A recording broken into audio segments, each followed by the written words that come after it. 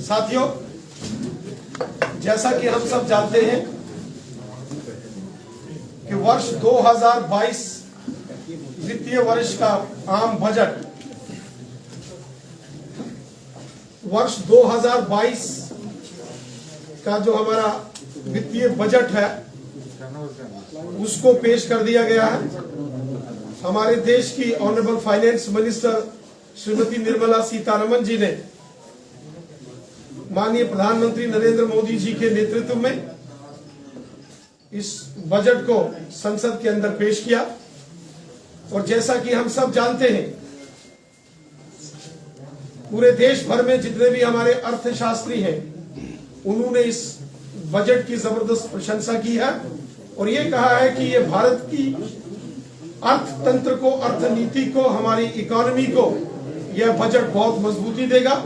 एक मजबूत भारत की जो नींव मोदी सरकार ने रखी है उसको आगे बढ़ाने का कार्य इस बजट के प्रोविजंस में स्पष्ट नजर आता है। इसी बजट के महत्वपूर्ण बिंदुओं पर आज आप सबके सामने चर्चा में अपना विषय रखने के लिए हमारे माननीय केंद्रीय मंत्री, जम्मू कश्मीर के उधमपुर संसदीय क्षेत्र से honourable member parliament doctor Jitendra Singh ji हमारे बीच में हैं। मैं डॉक्टर जितेंद्र सिंह जी से निवेदन करता हूं कि वो मीडिया के बंधुओं के समकक्ष ये जो बजट लोकसभा में पेश किया गया है इस पर आप सबके सामने अपना विषय। डॉक्टर जितेंद्र सिंह जी। धन्यवाद रविंद्र जी। वैसे तो हमारी बड़ी विस्तृत चर्चा रही है बंधु, अभी थोड़े समय पहले लगभग 1.5 घंटा गोष्ठी चली, तो सारी बात तो फिर से दोबारा दोहराना शायद संभव भी ना हो, लेकिन मोटे तौर पर एक आध बिंदु रखकर यदि आपके मन में कुछ इस प्रकार का विचार है तो उसका स्वागत रहेगा। मोटे तौर पर संक्षिप्त में ये कहा जा सकता है कि ये चूंकि 10वां बजट था मोदी सरकार का, सौभाग्यवश 10 के 10 बजट्स में मुझे स्वयं भी वहाँ उपस्थित रहने का अवसर रहा, beginning from the very first vote on accounts which was presented immediately when the government took over in 2014 by the then Finance Minister Arun Jaitley।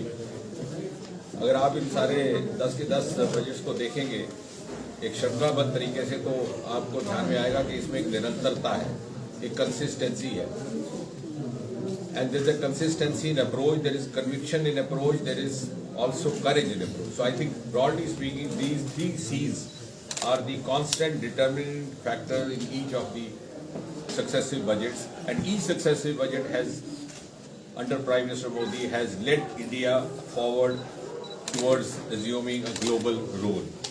और इस बजट को जहाँ एक और आप कह सकते हैं कि दशक का बजट है, क्योंकि दुनिया कह रही है कि इट इज इंडियाज डेकेड, 2021 से लेकर के 2030 तक टेकी डेकेड कहते हैं।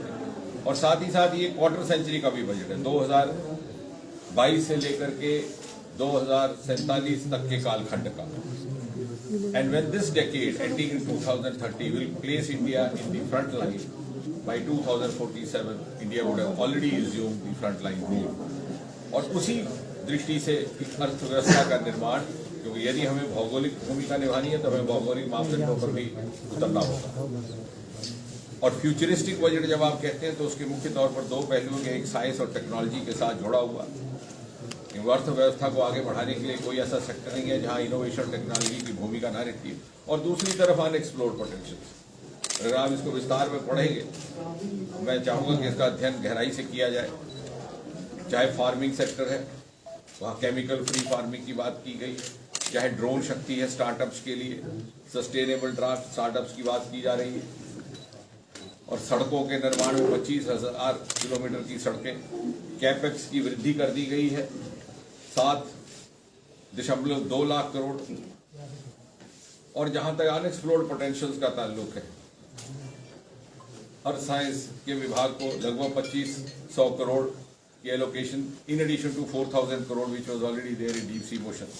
क्योंकि आपको शायद ध्यान में आया हो कि नहीं, वो भारत एक मात्र एक ऐसा देश है पूरे विश्व में जिसके नाम पर एक समुद्र का नाम रखा गया, इंडियन ओशन। मैं भी ऊपर यही बात कह रहा था कि ऑस्ट्रेलिया इज अ कंट्री, सब continent, is a continent also an island but doesn't have the ocean named after it। और जिन्होंने रखा होगा उनको अंदाज होगा कि इतनी संपत्ति इस समुद्र में छिपी हुई है। उसकी तरफ भी हमारा मिशन शुरू हुआ है, डीप सी मिशन, इत्तेफाक से वो भी मेरा ही विभाग है। साथ ही साथ हमारा स्पेस मिशन को अनलॉकिंग कर दिया गया है पिछले 2 साल में, उसकी तरफ भी मोदी जी ने ही पिछले टैबूज हटाए हैं। और जहां तक जॉब्स की बात की जाती है कि जॉब्स क्या है, तो मैं चाहूंगा कि थोड़ी सा सब योगदान करें कि हमारी मानसिकता से जब हम जॉब की बात करते हैं वो लगता है सरकारी नौकरी, लेकिन there is abundant opportunity of job generation in this budget. अर्थशास्त्री कोई आपको समझाएगा अगर शोध किया हो कि ये जो 5-5.5 लाख करोड़ से बढ़कर के केवल 7.2 लाख करोड़ हो चुका है, अक्सर ये आंकड़ा लगाया जाता है कि 40% गोज इन जॉब जनरेशन, और इस आंकड़े में से देखिए 3 लाख करोड़ तो सिर्फ इसी में से जॉब जनरेशन होगी। उसके अतिरिक्त स्टार्टअप्स, सस्टेनेबल स्टार्टअप्स, आपने देखा हमारी बच्चों ने हमारे विभाग के द्वारा उस दिन वो प्रदर्शन किया जो मीटिंग रिट्रीट में 1000 ड्रोन आकाश में उसमें उजाला किया, और चौथा देश बन गया भारत। अब यही ड्रोन इंडस्ट्री के साथ भी जुड़ेंगे। These are the new startup avenues, लेकिन उसके लिए हमें उस तरह की प्रतिभा भी रखनी होगी, इनोवेशन भी रखनी होगी। This is going to be an economy of ideas, economy of futuristic thinking, economy of innovation, and there in lies abundant job opportunities. जैसे मैं कह रहा था, एक बच्चे ने हमारे ने ड्रोन बेचा है कहीं सिक्योरिटी वालों को, तो उसको कहा गया कि साहब हमें सुपरविजन के लिए तुम्हें साथ रहना होगा। कड़ी ठंड में दिसंबर के महीने में जब कोहरा पड़ा था, आपने भी देखा, सुबह 6 बजे से रात तक बैठा रहता था सिक्योरिटी फोर्सेस अपनी ड्रोन की चेकिंग, और अब वही ड्रोन इंडस्ट्री में भी जाए। Opportunity much more lucrative then a government job इस बजट में उसका। इसी तरह फार्मिंग सेक्टर में, इसी तरह एग्रीकल्चर सेक्टर का, इसी तरह डेयरी सेक्टर का। और कहने का तात्पर्य ये कि आने वाले समय में जैसे जैसे और कोविड के बाद भारत ने जिस प्रकार की भूमिका बनी है, मोदी जी देश विश्व के सबसे अधिक कद्दावर नेता बनकर के सामने आए हैं। The world is looking up to India, the world is also ready to be led by India, to be ready to be led by us. The question is whether we are ready. और ये वो budget है जो अगले 25 वर्षों में, बल्कि उससे पहले ही, भारत को उस भूमिका के लिए तैयार करेगा जिस भूमिका में भारत मोदी जी के नेतृत्व में विश्व गुरु भी कहलाएगा, विश्व मूर्ति भी कहलाएगा, और विश्व नरेश अथवा विश्व नेता भी कहलाएगा। इसमें बहुत सारे और आंकड़े हैं, उसमें मैं नहीं जाना चाहता। यदि कोई विशेष बिंदु हो तो आपका स्वागत। कुछ प्रश्न सुनील जी भट्ट आज तक, इनका विषय अलग हुआ। डॉक्टर साहब, but that is your job, so I don't grudge that. Doctor साहब, ये जो परिसीमन आयोग है, उन्होंने अपनी जो ड्राफ्ट रिपोर्ट है वो एसोसिएट मेंबर्स से साझा की है, उसमें आप भी शामिल हैं। नेशनल कॉन्फ्रेंस का बयान आया है, उन्होंने साफ तौर पर कहा है कि हम इस रिपोर्ट को